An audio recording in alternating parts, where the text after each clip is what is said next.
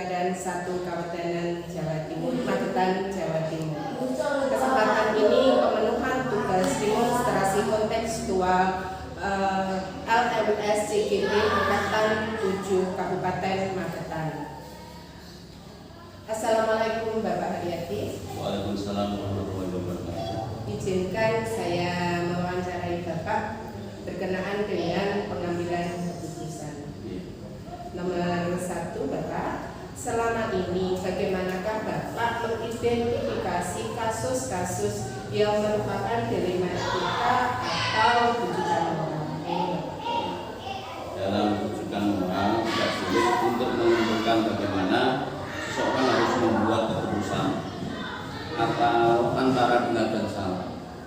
Sedangkan di dilema etika memutuskan dengan banyak pertimbangan antara aturan sekolah dengan pendapat warga sekolah juga, membutuhkan berbagai sumber dari sisi moral atau aturan sekolah, budaya yang ada di sekolah warga masing-masing.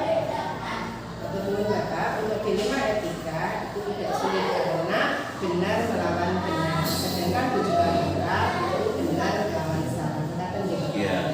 Untuk pertanyaan yang kedua Bapak, selama ini bagaimanakah Bapak menjalankan pengambilan keputusan di sekolahnya panjenengan, terutama untuk kasus-kasus di mana dua kepentingan yang sama benar sama-sama benar atau sama-sama mengandung nilai kebajikan. Di dalam hal mengambil keputusan, paling tidak saya harus musyawarah dengan seluruh warga, khususnya mungkin dari guru masing-masing. Semua pendapat saya mengambil keputusan untuk masukan-masukan di dalam guna menjalankan keputusan di sekolah. Meminta pendapat warga sekolah kira-kira mana yang akan diselesaikan lebih dulu dengan melihat beberapa pertimbangan yang ada di dalam permasalahan tersebut. Gitu. Bapak bermusyawarah dengan warga sekolah dan mempertimbangkan mana yang harusnya diputuskan. Ya. Pertanyaan berikut Bapak, langkah-langkah atau prosedur seperti apa yang biasanya Bapak lakukan selama ini? Langkah-langkahnya yang pertama minta masukan dari teman-teman semuanya, dari warga sekolah khususnya Bapak Ibu guru semuanya, dimasukkan pemikiran tentang dampak negatif dan positifnya juga. Kemudian meminta pendapat warga sekolah membuat kesimpulan akhir dari masalah tersebut yang didahulukan bagaimana. Jadi menangkapnya bahwa Bapak mempertimbangkan dampak negatif atau dampak positif yang Bapak ambil. Berikutnya Bapak, hal-hal apa sajakah yang selama ini panjenengan anggap efektif dalam pengambilan keputusan tentang kasus-kasus dilema etika? Paling tidak kita mengidentifikasi dulu permasalahan yang ada. Setelah itu mengumpulkan informasi yang relevan guna untuk permasalahan tersebut. Kemudian mencari solusinya untuk pemecahannya. Kemudian mempertimbangkan kembali sebelum membuat keputusan akhirnya.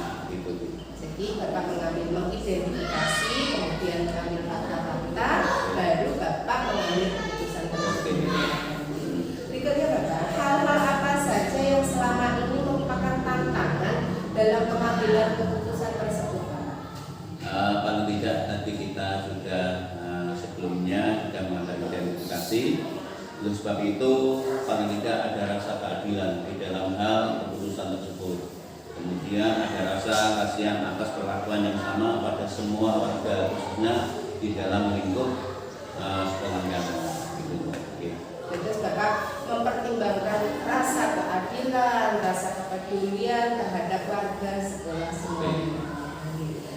Yang berikutnya, apakah Bapak memiliki jadwal tertentu di dalam mengambil keputusan dilema etika ini? Di dalam aturan sudah ditentukan, namun ada pertimbangan dari sisi lain. Semua itu perlu adanya pemikiran yang jernih serta untuk argumentasi yang lebih kuat.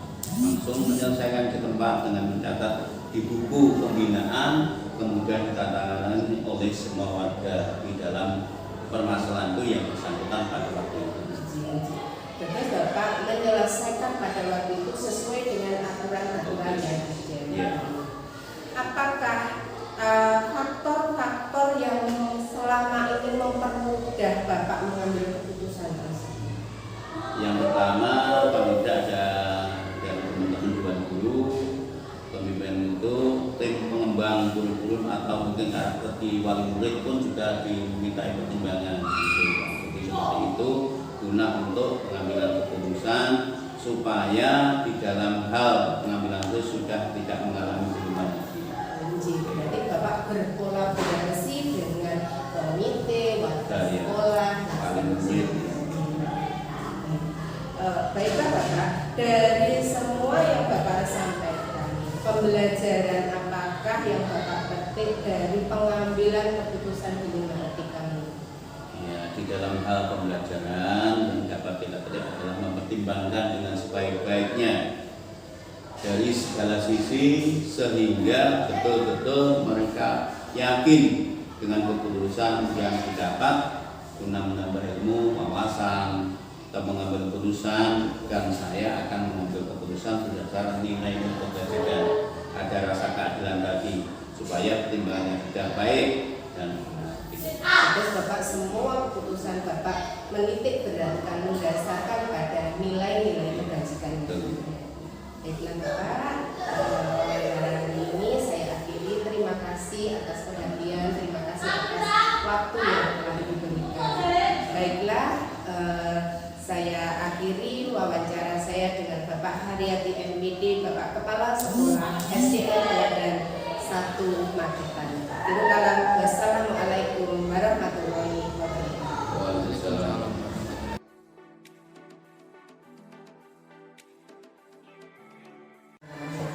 Assalamualaikum warahmatullahi wabarakatuh.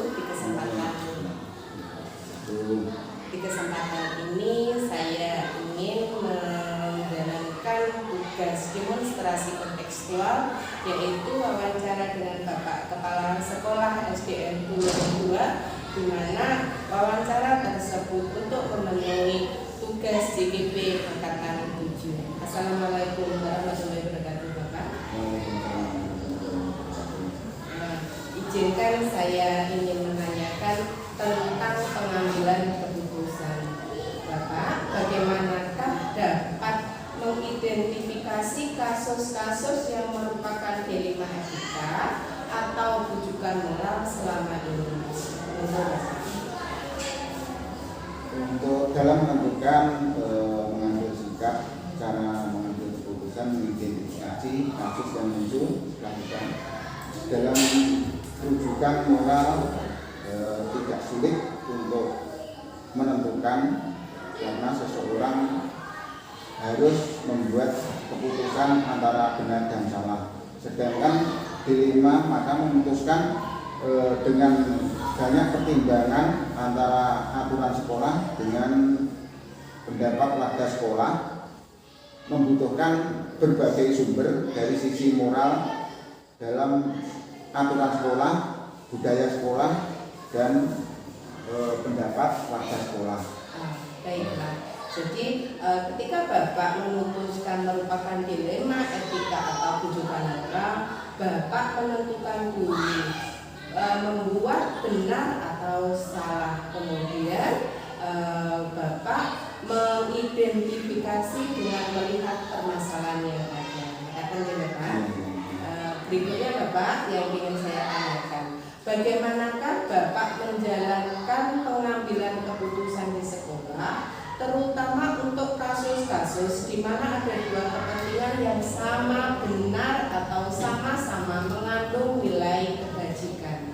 Monggo Bapak. Dalam menentukan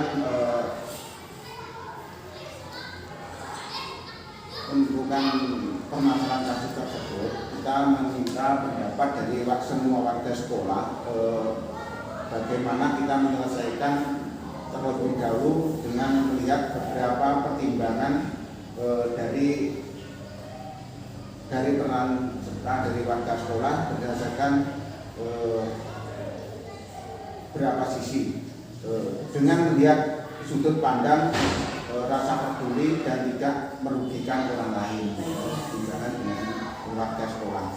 Bapak memutuskan apakah itu merugikan banyak orang lain apa tidak. Katakan untuk berikutnya Bapak, langkah-langkah atau prosedur seperti apakah yang dilakukan oleh kedua pimpinan tersebut Bapak?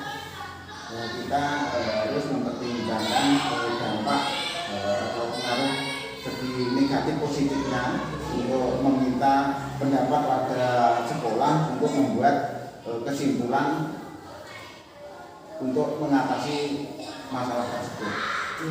Untuk dari sisi negatif atau positif dampaknya, kata Bapak.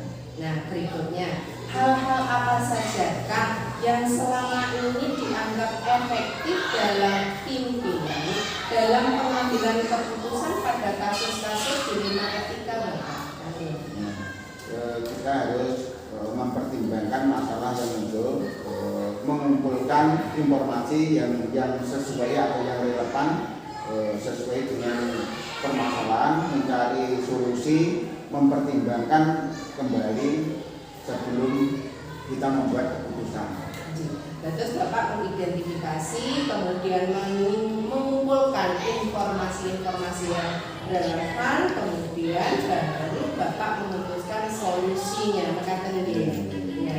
Yang berikutnya Bapak, hal-hal apa sajakah yang selama ini merupakan tantangan pimpinan dalam pengambilan keputusan di dilema etika?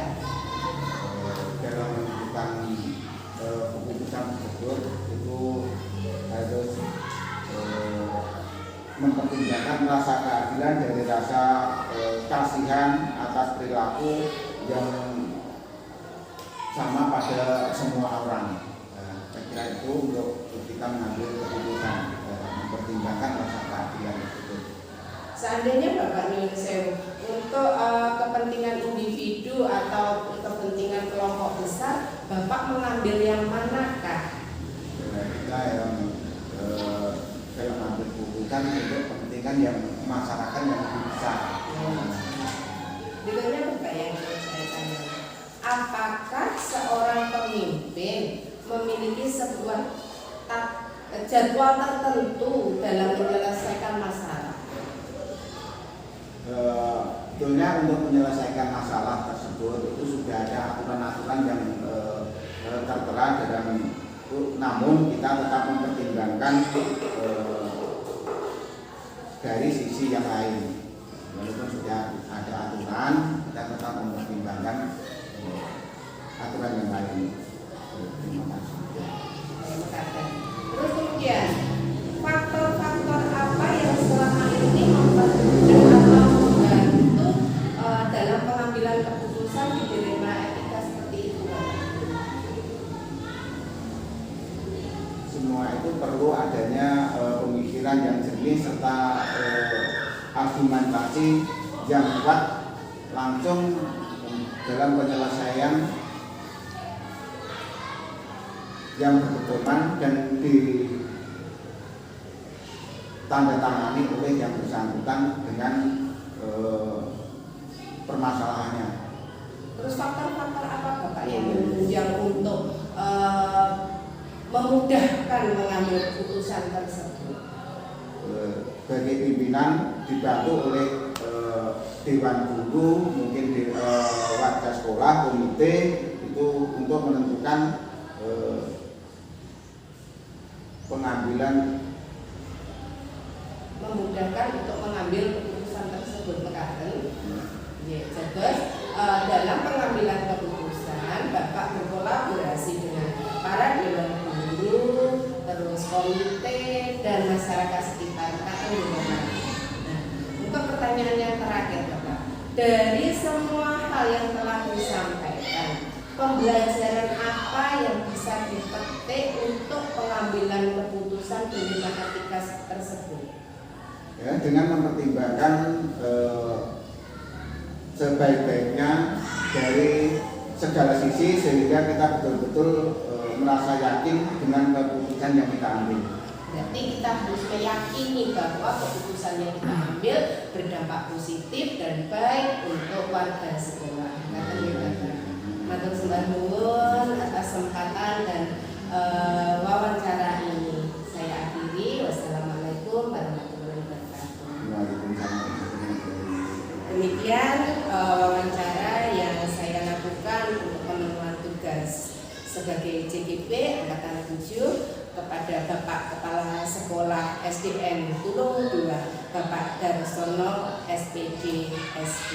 Akhirnya, wassalamualaikum warahmatullahi wabarakatuh.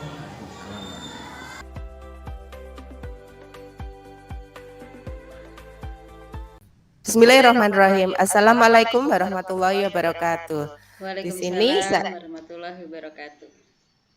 saya Endah Budiani ingin mewawancarai Ibu Yuli Yulianti sebagai Kepala Sekolah SDN Bogem 1. Assalamualaikum Ibu Yuli. Waalaikumsalam warahmatullahi wabarakatuh, Bu Endah. Izinkan hari ini saya ingin mewawancarai Ibu untuk pemenuhan tugas saya sebagai JGP Angkatan 7 demonstrasi kontekstual modul 3.1. Iya. Selama ini Ibu, bagaimana Ibu dapat mengidentifikasi kasus-kasus yang merupakan dilema etika atau bujukan moral? Monggo Ibu. Ya, terima kasih. Sebelumnya saya sampaikan kepada Bu Endah nggih, yang berminat untuk mewawancarai saya nggih. Untuk pertanyaan yang pertama, bagaimana selama ini saya mengidentifikasi kasus-kasus yang merupakan dilema etika atau bujukan moral. Jadi kalau sebenarnya ya, ini dua hal tersebut, dilema etika dan bujukan moral, itu masing-masing memiliki ciri khas, Bu Endah. Jadi kalau dilema etika itu punya ciri khas benar melawan benar. Jadi situasi ini terjadi ketika seseorang harus memilih antara dua pilihan, di mana kedua pilihan itu benar, namun saling bertentangan. Sementara untuk bujukan moral, ciri khasnya adalah benar melawan salah, yaitu situasi ketika seseorang harus membuat keputusan antara benar dan salah. Jadi masing-masing memiliki kata kunci. Kalau dilema etika benar-benar, kalau bujukan moral benar melawan salah. Jadi kalau kita dihadapkan dengan dua masalah tersebut, sepertinya kalau menurut saya itu yang lebih sulit itu ketika memutuskan antara dilema etika, karena kita dibenturkan dengan dua hal yang sama-sama benar, sama-sama punya kepentingan baik, namun kita harus memilih salah satu.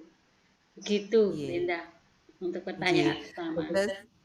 Terus untuk mengidentifikasi kasus apakah itu dilema etika ataukah apa bujukan moral, itu lebih sulit ke arah dilema etika menika nggih, Bu? Iya, kalau menurut saya seperti itu.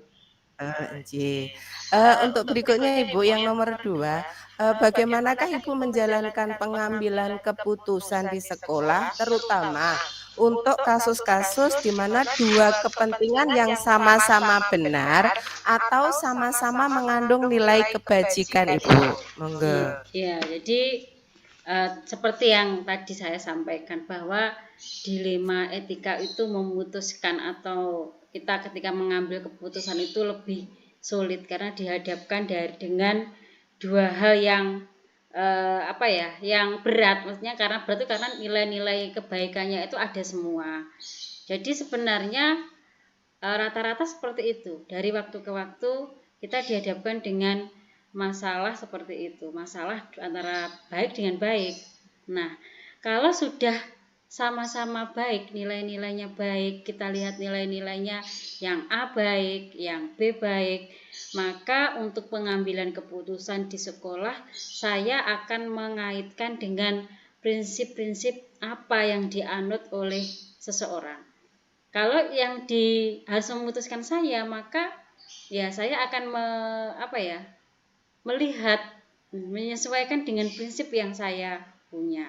Jika itu menyangkut dengan lembaga, maka prinsip-prinsip apa, visi-visi apa yang yang diemban atau dipunyai oleh lembaga, maka itu dijadikan sebagai rujukan. Jadi misalnya prinsipnya A itu dekat dengan nilai A, maka yang dipilih tentu saja pilihan yang memiliki nilai A, begitu. Jadi disesuaikan dengan prinsipnya, Bu Endah. Selain itu, untuk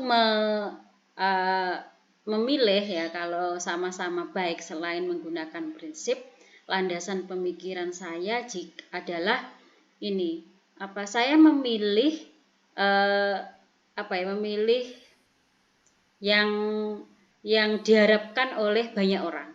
Jadi yang pilihan itu membawa kebaikan kepada lebih banyak orang, sehingga akan meminimalisir benturan-benturan dari banyak orang, dari lebih banyak orang. Jadi yang terpuaskan itu lebih banyak. Jadi begitu Bu Endah. Jadi dengan prinsip dan dengan pertimbangan yang nilainya itu nanti lebih baik untuk banyak orang daripada sedikit orang. Begitu Bu Endah. Ketika Ibu dihadapkan dalam masalah baik dan baik, Ibu mengambil keputusan di mana Ibu untuk kepentingan banyak orang. Iya, betul. Terus berikutnya Ibu, dalam pengambilan keputusan tersebut, langkah-langkah apakah yang Ibu biasa lakukan selama ini? Kalau langkah-langkah itu sebenarnya saya itu lebih suka kalau memutuskan masalah itu lebih suka dengan musyawarah, Bu Endah. Tetapi saat ini kan kita juga sedang belajar bagaimana memutuskan suatu masalah, memilih kepentingan itu dengan menggunakan prosedur 9 langkah sesuai dengan konsep pengambilan keputusan. Walaupun mungkin belum sempurna, tetapi saya dalam ini mencoba untuk mempraktikkan 9 langkah tersebut. Walaupun mungkin belum sempurna, masih ada yang terlewatkan. Jadi yang pertama tentunya saya akan melihat nilai-nilai yang ada dalam kasus tersebut. Nilainya bagaimana? Kita lihat nilai-nilainya, nilai-nilai yang bertentangan dalam situasi tersebut. Kemudian setelah melihat nilai-nilai yang ada, menentukan siapa yang terlibat dalam situasi ini. Karena dengan melihat siapa yang terlibat, itu akan mempengaruhi bagaimana kita mengambil keputusan. Misalnya, kasusnya sama, masalahnya sama, tapi yang terlibat itu siswa, satunya yang terlibat guru. Nah, pasti kita akan memiliki solusi, memiliki keputusan yang berbeda karena tanggung jawab antara guru dan siswa itu berbeda. Kemudian selanjutnya untuk mengambil keputusan saya juga melihat fakta-fakta yang ada, Bu Endah. Nah, fakta-fakta yang ada yang mempengaruhi pelakunya, yang mempengaruhi situasi. Karena fakta-fakta itu juga akan memudahkan saya, memudahkan kita untuk menggali lebih dalam supaya keputusannya itu dapat diambil sebaik mungkin. Kemudian dengan pengujian benar salah, kalau kita terkait regulasi atau peraturan, biasanya kita sesuaikan dengan kebijakan-kebijakan yang diberikan oleh Dinas Pendidikan seperti itu, Bu Endah, atau peraturan-peraturan yang berlaku. Kita uji publikasi, kita uji kira-kira sudah sesuai apa belum dengan standar profesional seperti itu. Kemudian dengan pengujian paradigma benar melawan salah. Jadi ini kita dihadapkan pada paradigma, misalnya kasus tersebut atau situasi tersebut terkait individu melawan kelompok seperti itu. Kemudian mencari solusi yang ketiga, barangkali ada solusi lagi yang lebih baik dari solusi yang ada. Kemudian membuat keputusan, dan yang terakhir itu adalah merefleksikan, Benda. Jadi dengan refleksi itu nanti kita akan mempunyai bahan ketika kita dihadapkan masalah yang sama. Jadi kita tinggal lihat penyelesaian masalah yang ini. Barangkali nanti suatu saat ada masalah yang sama. Begitu Bu Endah. Jadi langkah-langkahnya kurang lebih seperti itu, walaupun saya memang merasakan belum sempurna, tapi saya mencoba untuk menjalankan beberapa langkah dari prosedur 9 langkah pengambilan keputusan. Mekaten nggih Ibu. Oke. Jadi langkah-langkah yang Ibu ambil adalah Ibu tetap mengutamakan musyawarah dan kemudian mencoba mengikuti 9 langkah dalam pengambilan keputusan. Nggih. Berikutnya Ibu, hal-hal apa sajakah yang panjenengan Ibu anggap efektif dalam pengambilan keputusan pada kasus-kasus dilema etika Ibu? Monggo. Ya. Hal-hal yang saya anggap efektif tentunya untuk menyelesaikan keputusan, maksudnya menyelesaikan situasi harus memilih keputusan terbaik itu adalah nilai-nilai itu sendiri kalau menurut saya. Nilai-nilai yang ada dalam kasus itu. Pelakunya, kemudian dampak-dampak yang ada di dalamnya, serta fakta-fakta yang ada di lapangan terkait kasus yang sedang dihadapi. Penting sekali ketika kita mengambil keputusan itu memikirkan dampak apa, konsekuensinya apa, dampak positifnya apa, dampak negatifnya apa. Itu karena kita tahu bahwa setiap pilihan itu pasti ada konsekuensinya. Makanya harus kita pikirkan baik-baik dampak atau konsekuensi dari keputusan yang saya ambil gitu, Benda. Nggih. Jadi untuk berikutnya Ibu, dari mengambil keputusan tersebut Ibu, tantangan bagi Ibu dalam pengambilan kasus ketika kasus dihadapkan pada kasus dilema etika apa ya? Nah, tantangan ya. Kalau tantangan itu pasti ada ya. Entah kecil, entah mudah dihadapi, entah berat, entah sulit dihadapi itu ada. Nah, tantangan dalam pengambilan keputusan yang saya hadapi itu antara lain ini Bu Endah, ada beberapa kepentingan yang kuat yang mempengaruhi situasi tersebut. Sebenarnya situasinya sederhana, mudah untuk diselesaikan. Tapi karena ada pihak-pihak yang punya kepentingan di dalamnya, kepentingan pribadi, entah kepentingan golongan, hal itu menyebabkan untuk mengambil keputusan itu lebih berat. Selain adanya kepentingan yang kuat dari pihak lain adalah penilaian pihak lain. Nah, kadang-kadang saya itu terlalu memikirkan nanti penilaian orang lain dengan keputusan saya itu bagaimana ya. Padahal asalkan kita tidak menyalahi peraturan, sudah sesuai dengan prosedur, kemudian itu baik bagi pelakunya sendiri, sebenarnya kita ya juga tidak perlu terlalu mendengarkan omongan orang sebenarnya, tapi itu menjadi tantangan bagi saya. Kemudian tantangan yang ketiga adalah perasaan. Sebagai seorang guru, sebagai seorang ibu ya, Bu Endah, sebagai seorang perempuan, saya itu lebih mengandalkan perasaan. Ya, mungkin Bu Endah sendiri merasakan beda dengan bapak-bapak yang lebih ke rasio, ke akal. Nah, mengikuti perasaan itu yang sebenarnya tidak terlalu baik juga, terlalu kasihan. Misalnya emangnya anak ini harus diberi sanksi, tapi karena rasa kasihan akhirnya ya nggak usah dihukum. Nah, seperti itu. Nah, untuk mengatasinya ya sebenarnya kita menggunakan langkah-langkah yang sesuai untuk pengambilan keputusan yang terkait dengan nilai-nilai kebajikan. Demikian Bu Endah, jadi tantangan saya tadi. Saya bisa menarik bahwa tantangan yang Ibu hadapi itu satu penilaian dari orang lain dan perasaan Ibu yang dominan sebagai seorang ibu. Ibu. Untuk berikutnya Ibu, apakah dalam Ibu sebagai kepala sekolah setiap menghadapi masalah-masalah Ibu apa menjadwalkan ada jadwal-jadwal tertentu dalam penyelesaiannya kasus tersebut Ibu? Kalau terkait jadwal itu, kalau saya itu begini Bu Endah, jadi tergantung masalah yang kita hadapi. Kalau masalahnya itu urgent, jadi urgent dan harus diselesaikan detik itu juga, saat itu juga, maka saya tidak membutuhkan jadwal. Saya harus segera mengambil keputusan, berpikir cepat dengan langkah-langkah yang ada, melihat nilai-nilai yang ada, ini nggak perlu jadwal.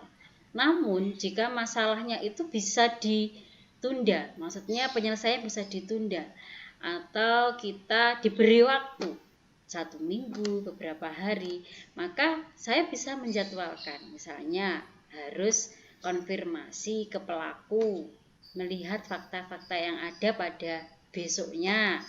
Nah, kemudian mengecek bagaimana peraturan yang berlaku. Itu bisa dijadwalkan. Jadi untuk jadwal itu tergantung urgenitas dari masalah atau situasi yang ada. Gitu, Benda. Terus Ibu untuk menjadwalkan itu tergantung pada kasus yang Ibu Ya, hadapi. betul Kalau sekali. urgen itu Ibu harus meletakkan, menjadwalkan sesuai dengan masalah tersebut. Ya, Katakan ya. Ibu. Oke. Berikutnya Ibu, faktor-faktor yang selama ini mempermudah atau membantu Ibu sebagai seorang kepala sekolah untuk mengambil keputusan dalam kasus dilema etika apa nggih? Monggo. Kalau seseorang itu ada, seseorang itu di sini adalah teman-teman guru-guru yang ada di SD saya. Jadi mereka adalah teman sejawat yang bisa membantu saya untuk mengambil keputusan. Makanya tadi saya sampaikan bahwa musyawarah, karena memang apa yang akan menjadi keputusan itu dibicarakan. Jadi orang tersebut adalah guru-guru di sekolah. Jadi ada kolaborasi. Kemudian faktor-faktor lain yang membantu saya dalam pengambilan keputusan adalah kepentingan bersama. Jadi saya mengutamakan kepentingan bersama, kemudian mengutamakan kepentingan siswa. Jika itu terkait dengan kondisi sekolah, melibatkan siswa, maka yang diutamakan adalah faktor itu.